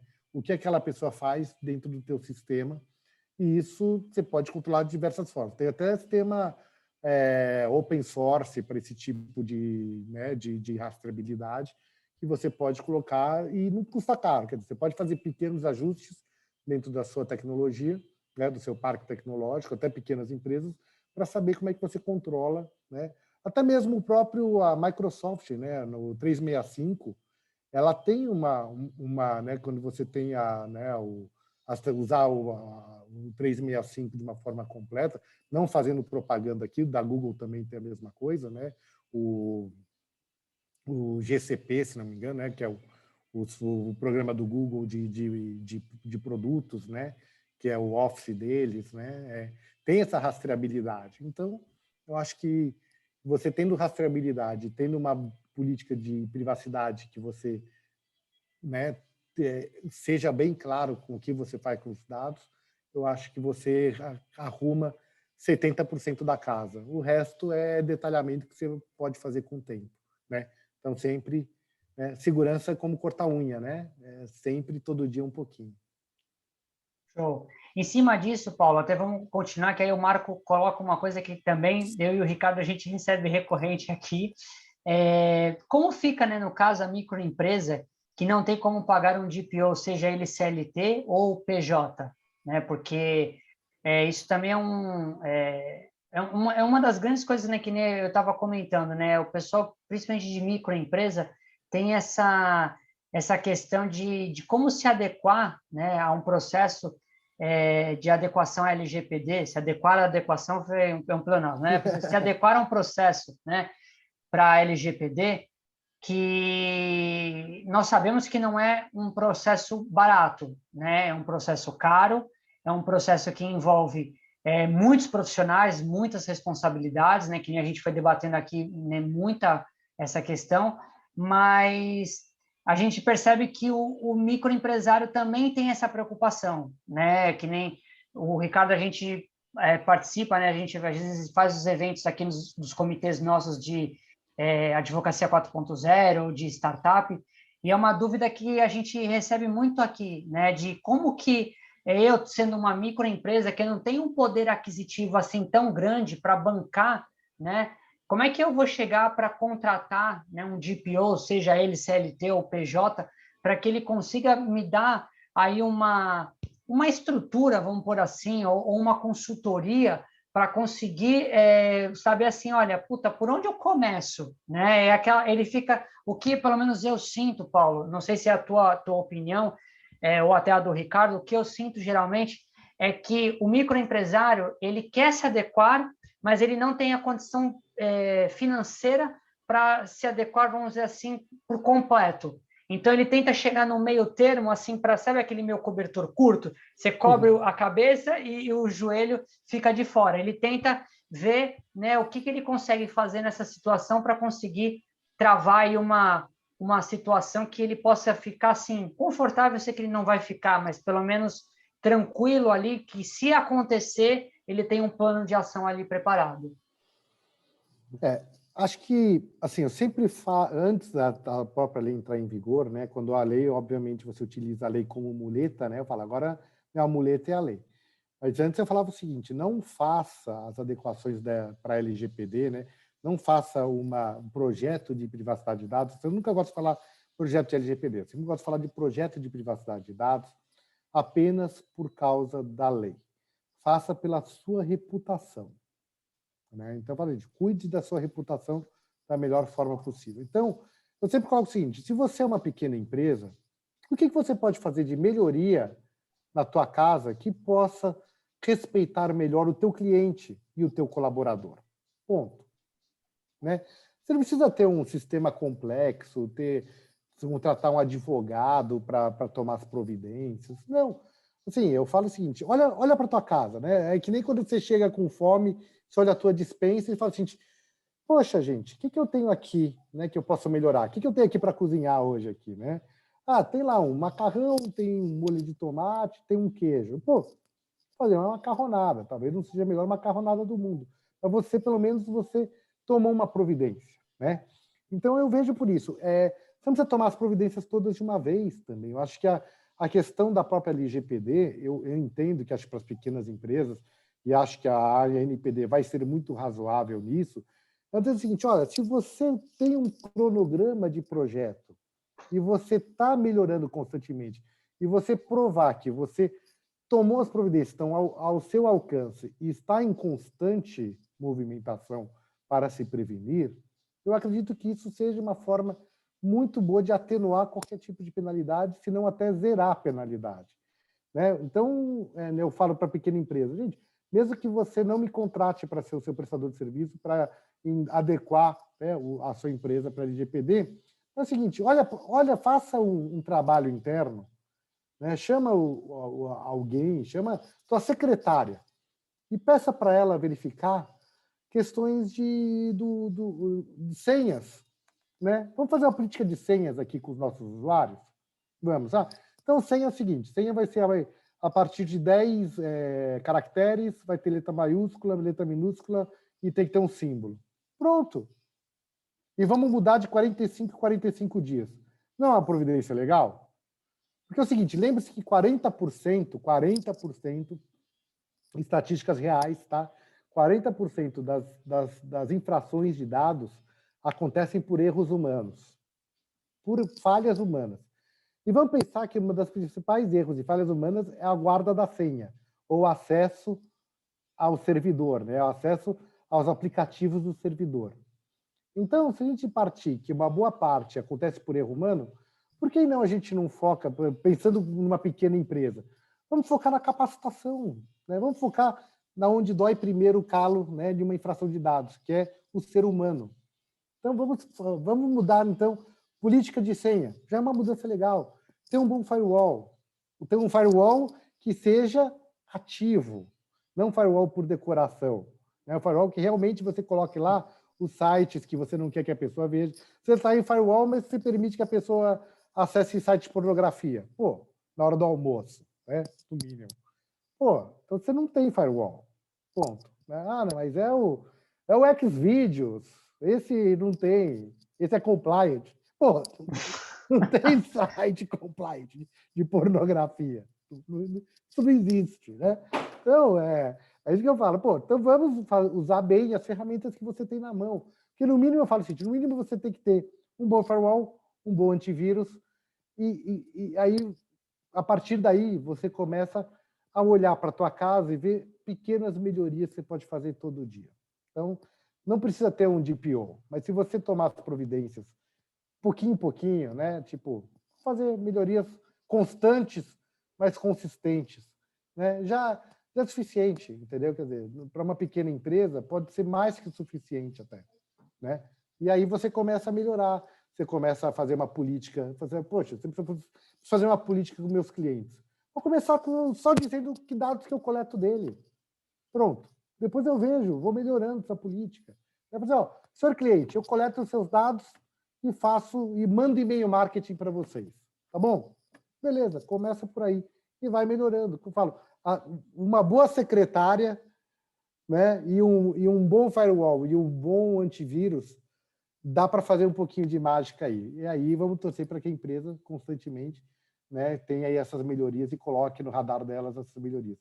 Então, eu acho que é isso. Né? Não, com certeza, Paulo. Gostei do Windows alternativo. Quer dizer, exato, eu ia falar exatamente isso agora. Né? Não existe Windows alternativo. Né? Contrata a licença correta. Né? Pô, gasta um pouquinho, isso é o mínimo. Né? Tem a licença do Windows, tem a licença do Office. Né? Vamos trabalhar não na clandestinidade, vamos trabalhar dentro do que é oficial. Não, você foi exatamente, você tirou as palavras da minha boca, eu ia colocar exatamente isso, porque não é uma cultura, né, que o brasileiro tem, né? Então, acho que agora, né, quando a gente comentou isso lá no início do painel, né, do evento, foi exatamente pensando nisso, para que as pessoas tenham essa consciência, né, que criem essa consciência.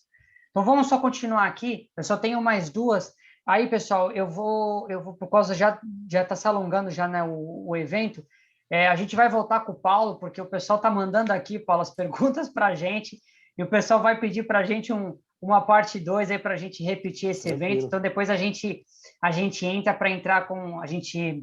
entra em contato contigo para poder voltar, porque com certeza o pessoal já está me cobrando aqui, já estou recebendo aqui mensagens diretas do pessoal pedindo. O Rafael colocou aqui uma pergunta que achei legal, só para a gente poder finalizar esse ponto, que acho que ficou aberto quando você colocou a questão, né, do DPO, né? Ele pediu se você podia comentar um pouquinho sobre o DPO terceirizado, né, sendo permitido pela LGPD. Se há riscos desse DPO ou apenas pro forma? Eu não vejo, não. Por isso que eu falo, para mim não existe risco pro forma, né? Eu não acredito nisso, não. Eu acredito que inclusive, eu como o Leandro também eu escolho as empresas que eu presto serviço como DPO. Primeiro, eu me certifico que a empresa tomou providências de compliance, né? Passo um questionário.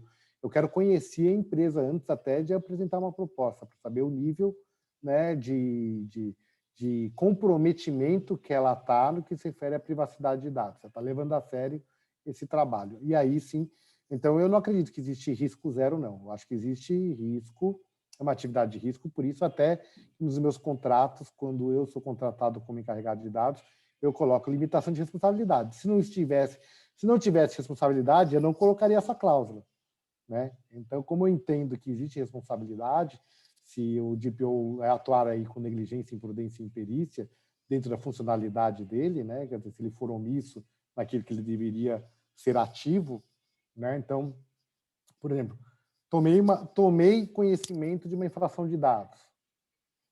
Não tomei nenhuma providência, nem pedi para verificar, fazer um teste de vulnerabilidade, não mandei nada. Simplesmente eu peguei o documento e arquivei. A infração continua lá, entendeu? Ainda mais se for um vazamento de dados, constantemente vai estar vazando, né? Então, por isso que o DPO ele tem que ter uma isenção de uma imunidade de função. Porque eu fico imaginando, imagina um DPO embaixo do departamento comercial. Né? Fala assim, ou você obedece aqui, eu vou fazer um monte de infração de dados aqui, vou disparar e-mail para todo mundo, vou mandar spam. E uma coisa, se você me dedar, você está fora, eu vou te demitir. Né? Ele tem que ficar lá quietinho, né? Por isso que eu falo. E aí eu digo até que, nesse caso, o DPO não tem responsabilidade nenhuma, porque ele não tem a imunidade funcional que ele deveria ter.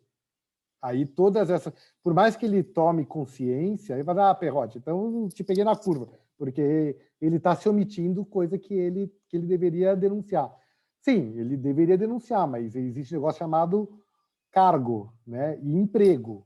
Lembre-se que na casa dele, se ele tiver filhos, como eu tenho 2, a gente tem um, né? Tem o pão deles para a gente colocar, o pão e o leitinho deles todo dia lá e a conta chega. Então, você acha que ele vai denunciar? Não vai denunciar, porque o emprego dele está acima de tudo, né? Até porque, como é que ele vai denunciar se ele denunciar, ele é demitido? Então, por isso que ele precisa ter essa proteção funcional. E na Europa isso é muito levado a sério. Lembre-se que existiu 2 penalidades, se não me engano, da Bélgica ou da Holanda, Benelux. Vou falar Benelux, que aí eu não erro. Benelux, né? Que teve, sim, teve 2 penalidades graves por acúmulo de função, sendo que os DPOs eram o departamento de tecnologia, que para mim é uma função que poderia ser acumulada, até porque o pessoal de tecnologia entende, né, de proteção de dados, entende é o CISO, por exemplo. Mas a lei foi muito clara lá, né? A penalidade foi aplicada pelo seguinte: olha, você não pode acumular função dentro do departamento de tecnologia e de DPO, tem conflito de interesse. Você precisa estar isento disso. Logo, penalidade, multa. Então, é esse tipo de... né? E como disse, tem até questão de departamento de compliance. Eu entendo que no departamento de compliance já existe essa proteção ao DPO, né? Mas, na Europa, entende-se que não. Tem várias decisões europeias dizendo que existe de conflito de interesse, né? Já comentei isso aqui na apresentação. Existe conflito de interesse de ter um DPO, né, dentro do quadradinho de compliance, dentro do departamento de compliance, porque alguém de compliance pode coagi-lo, né? Então, assim, a gente vai ter que estudar um pouco e entender o posicionamento da legislação brasileira e como que vão ser as decisões, né? Somente as portarias da NPD, e tudo isso vai depender muito de como for a aplicação da lei. Essa é a grande verdade. Com certeza. Bom, então vamos para a última pergunta aqui da Ana Cristina. Né? Ela pergunta assim, né? A partir do momento em que a empresa comprovar que coletou determinado dado com autorização obtida por meio dos termos de privacidade, o consumidor pode argumentar que houve abuso pedindo a nulidade dessa autorização, ela coloca, né, entre parênteses, de forma análoga ao reconhecimento de cláusulas abusivas? Ela coloca, né, ela finaliza, né, exemplo dado por vocês anteriormente, o pedido de dados biométricos por farmacêutica como condição para conceder desconto pode ser considerado abusivo e nulo? Eu entendo que isso vai depender de caso a caso. Olha aqui o advogado, né, dando aquela famosa esquivada na resposta. Mas é verdade, porque é o seguinte, olha, vou dar um caso verdadeiro que eu já consultei um juiz de direito e ele me deu 2 respostas para a mesma premissa. Vamos lá, eu vou dizer qual é. Eu perguntei para ele, doutor juiz de direito trabalhista, coletar a digital, a biometria do empregado no relógio de ponto, sem a anuência dele, isso é uma infração de dados? Ele falou, sim, isso é uma infração de dados. Eu falei assim, nossa, mesmo tendo contrato de trabalho, tudo isso, eu falei assim, sim, para mim, isso é uma infração de dados, porque na empresa existem outros métodos de você coletar o ponto, e não só a biometria. Então, você pode usar um cartão, você pode usar uma assinatura, você não pode obrigar o empregado a você conferir para o relógio de ponto. Aí eu vim com a pergunta pegadinha para ele. E se o relógio de ponto também for utilizado como forma de segurança biométrica para acessar a empresa? Ela falou assim, opa, aí mudou o contexto. Aí você contextualizou de uma forma diferente. O relógio de ponto não serve apenas para a coleta da biometria e do ponto. Então, não é só uma obrigação trabalhista, mas também é uma segurança para a empresa. Então, se você conseguir provar que a coleta da biometria também serve para a comprovação da segurança patrimonial da empresa, aí você legitima a coleta da biometria. Então, veja que para a mesma premissa existem duas conclusões. E então, por isso que eu falo, para essa questão, existem várias respostas, porque você precisa contextualizar aquele, primeiro, como é que é o consentimento, e se aquela coleta de dados, eu falo, existem 9 bases legais, não existe só o consentimento, existe cumprimento contratual, existe cumprimento regulatório, existe legítimo interesse, todos esses você pode coletar, tratar e armazenar dados. Então, não é só o consentimento que te permite a coleta do dado, mas sim outras premissas. Por isso que eu falo, isso vai depender muito né, como eu coloquei, mesma premissa, duas conclusões, eu digo também, pode ter a mesma premissa com várias conclusões. Então, esse tem que ser visto caso a caso, não tem uma regra geral. Acho que deu para explicar bem agora, hein? Saí bem, hein? Tá. Saí bem agora, hein? Um bom advogado, né? A gente vai aprendendo. Paulo, vamos então, a gente vai encerrando aqui. Te pedir só, né, as considerações finais, antes da gente poder encerrar. Se você puder deixar aqui, né, as tuas redes sociais aqui no chat, o pessoal está me pedindo aqui para poder adicionar você no LinkedIn, manter contato, e a gente também gosta de poder abrir, né, esse contato também com o palestrante, porque às vezes o evento, você viu, é dinâmico, o evento é rápido, é pouco tempo que nós temos, e muitas das vezes as perguntas ficam e as pessoas, às vezes, alguns sentem vergonha, só lembram depois. Então, se o convidado, né, não se sente, né, numa situação, né, ruim, não tem problema, né, você já colocou que se dispõe aí a ter o contato com as pessoas. Então, se você puder deixar aqui para nós no chat as tuas redes sociais, que aí o pessoal já vai te adicionando e já vai mantendo esse contato para que, de repente, uma pergunta ou alguma questão que ficou para trás também possa colocar. E o outro que eu ia te pedir é exatamente isso. Se depois, eu só vou checar com a Carol, se ela envia, né, se você pode enviar, né, para ela diretamente, ou você envia para nós, porque o pessoal tem pedido esse material que você está divulgando aí da apresentação, para poder também ler, para poder também consultar e também poder, às vezes, debater com você, tirar uma dúvida, alguma coisa. Então, não sei se esse material você pode, né, Claro. depois compartilhar e passar.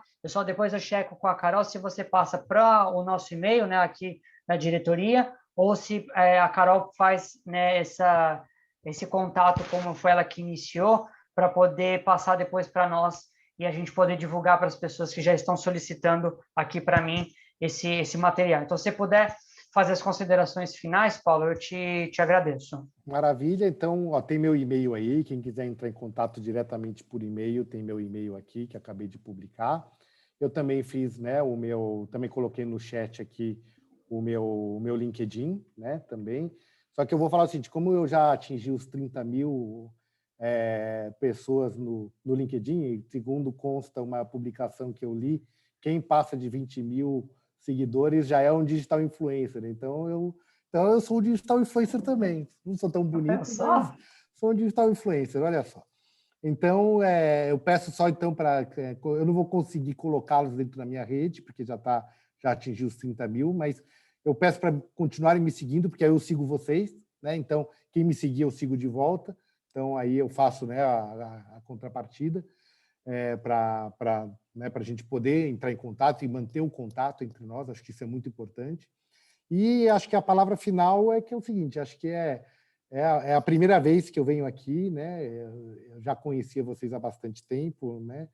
Mas foi muito gratificante poder conversar com vocês. Parabéns aí, Leandro. Parabéns, Ricardo, né?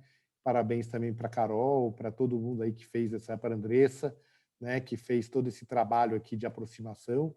E eu posso dizer que é o começo de um longo trabalho aí, né? Eu também, como eu fui durante 4 anos presidente da Câmara de Comércio Brasil-Canadá, que vocês, por serem da área jurídica, devem conhecer bem a parte do Centro de Arbitragem e Mediação, né, que é um dos principais carros-chefes do Centro da Câmara de Comércio Brasil-Canadá. Então, estou à disposição. A gente vai fazer uma aproximação bem grande aí da Câmara com a ANAD, né? Isso já tem o nosso compromisso aqui. E fico à disposição para o que for necessário. Obrigado pela oportunidade.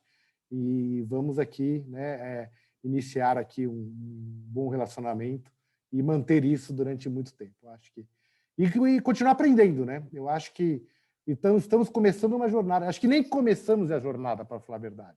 Que a jornada vai começar para mim 1º de agosto. Então a gente está se preparando para a grande jornada que a gente tem pela frente. Então, muito obrigado e deixo aí a palavra para vocês e fico à disposição. Show. Quer pontuar alguma coisa, Ricardo, antes de eu encerrar? Opa, na verdade, só agradecer ao Dr. Paulo pelo brilhantismo aí de explanar muito bem o assunto aqui para nós, profissionais, estudantes, outros profissionais de outras áreas também, que não sejam da área jurídica, os nossos membros aí da área técnica também, que são, aqui na ANAD tem um misto, né, é uma multidisciplinaridade, então acho que isso é muito interessante, é um diferencial nosso também nessa associação. E também agradecer, né, Paulo, essa parceria que nós firmamos aí entre a CCBC, Câmara de Comércio Brasil-Canadá. Com certeza vamos trazer muita coisa boa para o pessoal aqui e vamos em frente, como você falou, né? Ainda temos muito aí até 1º de agosto aí para trabalhar com relação à privacidade e proteção de dados, mas tem também outros assuntos pertinentes ao direito digital que a gente pode trazer e que o Paulo tem muita experiência, vai poder compartilhar muito com a gente. E realmente é só agradecer ele, agradecer você aí, Leandro, que sempre conduz muito bem os eventos, traz sempre pessoas extremamente capacitadas aí, comprometidas aí com o nosso mercado. A Carol aí, que eu não conhecia, prazer em conhecê-la. E a Andressa também, que nos ajudou aí a viabilizar esse projeto. Tá? Então, é só agradecer a todos aí. Leandro, finalize aí com a maestria de sempre aí, né? Nos eventos e vamos juntos aí. Logo, em breve estaremos de novo. Quinta-feira temos mais um evento também e esperamos vocês aí. Obrigado, pessoal, que sempre nos acompanha. A Nádia agradece. Obrigado, gente. Show. Legal. Paulo, então, fazer aí as palavras minhas, né, do Ricardo, te agradecer essa oportunidade, né, que com certeza está vindo um monte de mensagem aqui, queremos um bis, queremos um repeteco, o pessoal pedindo mais aqui para nós ficamos muito felizes com isso, né, de ver também a tua alegria em poder participar, você ficou super à vontade, você ficou super feliz em poder responder as perguntas, em poder explanar, então, com certeza, aí a gente vai estar, sim, fazendo esse contato para ter aí uma parte 2, até de repente com outras áreas, né, nós temos aí diversos comitês que nós temos dentro da ANAD, então, de repente, né, o Ricardo está com a Advocacia 4.0 com o Marcelo, eu estou com Inovações e o Cyber, a gente tem a Camila com Relações Trabalhistas, a Lidiane com o de Mulheres, o Cláudio com Startup, então nós temos aí realmente diversos comitês e que sempre, né, estão trazendo pessoas diferentes, com temas diferentes, porque essa realmente é a nossa proposta. A gente está sempre trazendo coisas diferentes, assuntos diferentes, para que as pessoas tenham esse conhecimento e a gente possa debater. Porque eu acho que não só isso vale para a privacidade, mas vale para tudo na vida. Se a gente puder conversar e debater, acho que o conhecimento ele serve para isso, não para ser guardado e ficar com você. Acho que ele serve para ser dividido e compartilhado entre todos. Então, em nome da NAD, eu gostaria de te agradecer pela sua disponibilidade, por você estar aqui, né, mais de uma hora e meia de evento, né, você aqui respondendo, né, a única coisa ruim foi pelo Palmeiras, mas a gente dá um desconto, né, Ricardo? A gente dá esse desconto para ele, mas a gente fica muito feliz por você e com certeza a gente vai repetir aí os eventos. Então, o pessoal que perguntou aqui no chat que o Ricardo já colocou, o evento está gravado, ele vai ser disponibilizado depois no nosso canal, então sigam também as nossas redes sociais para que vocês sempre fiquem sabendo dos próximos eventos. Então, nós sempre divulgamos aí o evento seguinte que vai acontecer, que, salvo engano, acho que o próximo é 24, né, Ricardo? O próximo evento que nós temos da Advocacia 4.0? É quinta-feira, que é sobre... Das Ventures, não é? Isso, das Venture Builders.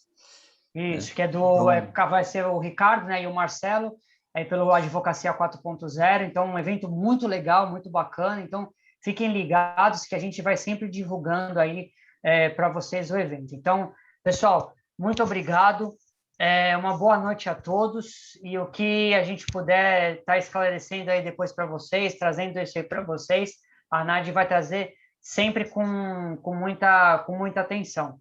A Carol me mandou mensagem que ela caiu, houve um problema aí na internet e ela pede 1000 desculpas porque ela queria encerrar, né, o evento, mas ela não consegue entrar, então fica aqui, ela fica tranquila que são coisas que a gente que mexe com tecnologia sabe que acontecem, então parabéns aí realmente para a Carol, a Andresa, a nossa equipe realmente de cybersecurity, né, é fantástica, graças a Deus, né, a gente conversa muito, os diretores, né, eu, o Ricardo, os demais diretores, a gente está com uma equipe muito boa nos comitês, com vários projetos, com várias coisas em andamentos, então é legal de vocês participarem, então quem aqui que não é membro da NAD ainda, é só entrar no site, pedir para ser membro, a gente vai receber esse pedido com maior atenção e maior carinho, e quem sabe aí vocês estarão juntos aí no comitê para poder dividir os trabalhos e também acrescentar aí no que nós tivermos pela frente. Então é isso aí, pessoal. Brigadão a todos. Paulo, boa noite. E a gente com certeza se vê na próxima. Obrigado, tchau, boa pessoal. noite. Tchau, tchau. Legal, boa noite, até mais. Obrigado.